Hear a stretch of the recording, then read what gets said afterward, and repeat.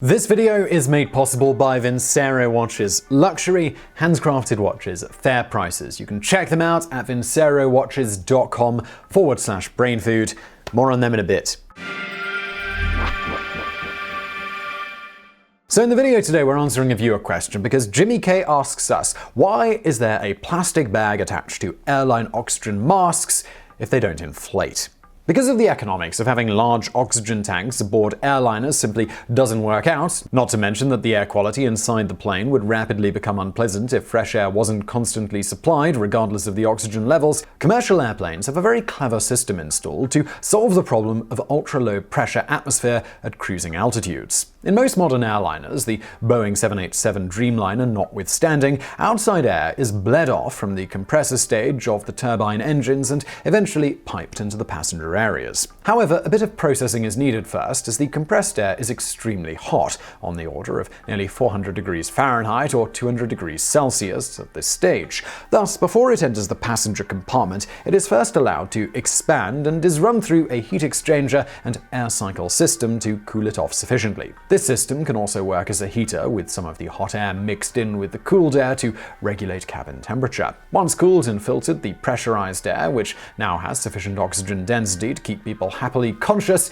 is piped into the cabin area, usually at levels around 12 psi, about equivalent to atmospheric pressure at 7,000 feet. So why 12 psi instead of something like the standard sea level pressure of about 14.7 psi?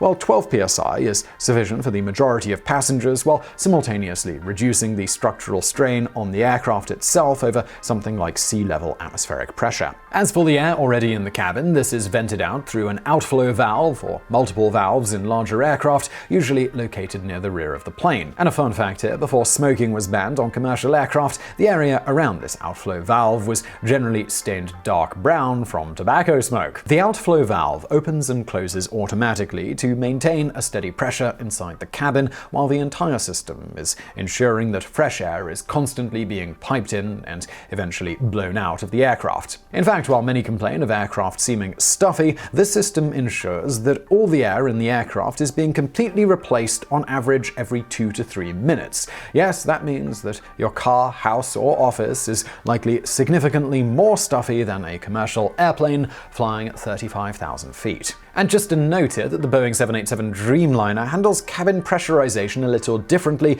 using a modernized version of the electronic compressor system seen on many older aircraft.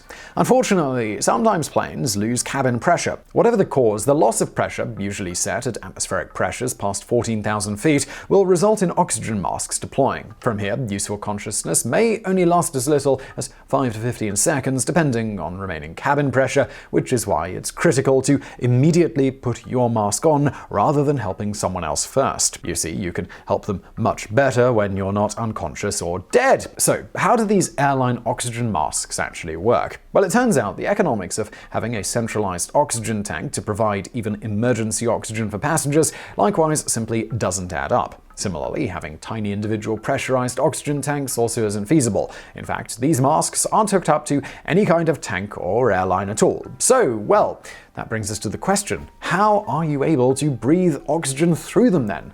Well, unsurprisingly, the answer is science. While designs can vary, in general, when you pull on the device to place it over your face, the tug on the mask's lanyard system releases a spring-loaded mechanism that sets off a small explosive charge. The resulting spark triggers a mixture of lead styphnate and tetrazine to generate heat, which will eventually cause a chemical reaction that produces oxygen for your mask. This is why they tell you to tug on the mask to get the oxygen flowing. You've got to set off that explosive charge to get the whole thing going. That's right, what you breathe through the mask didn't begin as pure oxygen. Rather, the plane is equipped with numerous small chemical oxygen generators, also known as oxygen candles, which are about the size of a small package of tennis balls, which contain a mixture of mostly sodium chlorate, NaClO3, less than 5% barium peroxide, BaO2, and less than 1% potassium perchlorate, KClO4. When these chemicals are heated by the lead styphnate and tetrazine, each undergoes a reaction that ultimately results in a fair bit of filtered, life-sustaining oxygen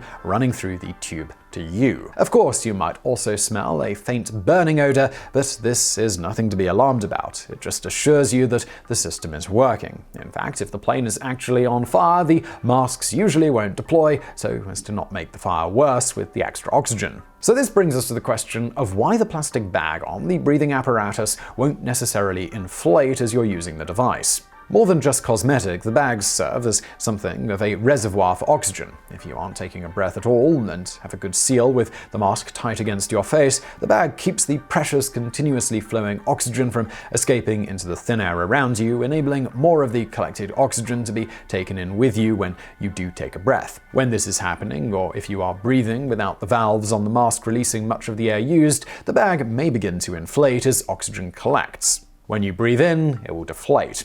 So why won't it always inflate at least a little to show that it's working? To begin with, you may not have a great seal with the mask on your face, particularly if you have facial hair.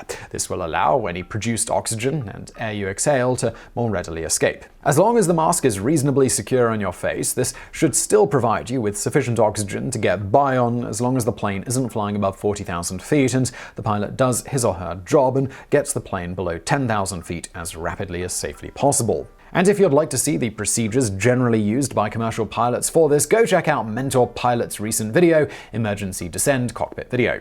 Even if you have a good seal, however, the rate at which the oxygen is generated is generally not enough to fully inflate the mask's bag before you take deep, potentially panicky breaths, deflating it. This is simply because the oxygen generation isn't on demand, for the passengers anyway, but simply a continuous flow production of oxygen. Despite the potentially slow production, the chemical oxygen generators do provide oxygen at a sufficient rate to sustain passengers, generally designed that the peak oxygen production occurs right away when the plane may be at a very high altitude, with the oxygen production rates tailing off over the course of approximately 12 to 20 minutes before the system burns itself out. This should be long enough for pilots to get the plane low enough so that the air pressure is high enough for relatively normal atmospheric breathing. And if you've ever been unlucky enough to be in this sort of situation, you know that pilots can get the plane from altitudes like 35,000 feet plus to safe atmospheric levels in a surprisingly small amount of time in an emergency. And speaking of aviation, it's time for me to tell you about today's sponsor, Vincero, before we get into the bonus facts. And you might be wondering, well, what's aviation got to do with Vincero, Simon? Well, that's because Vincero have recently created this, which is a pilot watch that they call Altitude. This is really quite different to some of the other watches that Vincero do that I've shown on this channel before. I'm quite a fan of pilot watches, and this is a really nice modern take on the pilot style. It's got the red second hands, this super durable nylon strap, also dual time on one of the subdials, which is very nice. It's a great looking watch, and it's built for adventure. It's got a sapphire coated mineral crystal glass, stainless steel case. You know, this thing's really designed to take a few bumps and deal with life's adventures. Now look, holidays are coming up next month. It's a perfect time to pick out a watch for, well, a friend or family member, or maybe just yourself. They've got men's and women's watches on their website. And also, you can get it engraved, so yeah. Great reason for it to be a gift right there. So check out the full range of vincerowatches.com/brainfood. Use our code BRAINFOOD on checkout to get a special discount. And let's get into those bonus facts. As a result of the way the system works for pressurizing the airplane cabin and keeping a steady supply of fresh air, the humidity levels are ultra low, making it so that you dehydrate very quickly on flights. Particularly for long flights, it's crucial that you drink plenty of fluids. This ultra low humidity level, combined with the low cabin pressure, also reduces your sense of taste and smell by about 30%, which is why airline food generally tastes so bland. To try and compensate for this somewhat, many airlines make sure their food is much more strongly flavored or spiced than food that you'd normally find appetizing. And now for another bonus fact. For a fun fact about breathing in general, which you might have never noticed before, is that the vast majority of humans breathe out of only one nostril at a time, with it switching periodically. The first known instance of someone studying this nasal cycle was German nose specialist Richard Kaiser in 1895. How your nose accomplishes this switch is via erectile tissue in your nose, which is very similar to the erectile tissue in a penis or clitoris. Erectile tissue will swell up in one nostril, mostly blocking it, and at the same time, erectile tissue in the other nostril will shrink, opening it up for breathing. Even more interesting is that depending on which nostril you are predominantly breathing out of at any given moment, it seems to greatly affect your body and your brain. For instance, a study in 1988 showed that breathing through your right nostril significantly increases blood glucose levels, while breathing through your left has the opposite effect. Another study in 1993 showed that when you are breathing through your right nostril, you will use significantly more oxygen than when breathing through your left. Most interestingly of all, yet another study published in 1994 showed that when you are breathing through your left nostril, your right hemisphere of your brain will be more active or dominant, and vice versa when you're breathing through your right nostril. And now, if you're wondering, even though the switching happens naturally in a cyclical fashion, you can affect it in more ways than just plugging one nostril or the other to force breathing through the one you want. If you lay down on one side or the other, after around 12 to 15 minutes, the erectile tissue in the nostril on that side will begin to swell up, and the other side will decrease its swelling, so that if you are lying on your left side, then your right nostril will open up and your left nostril will close up.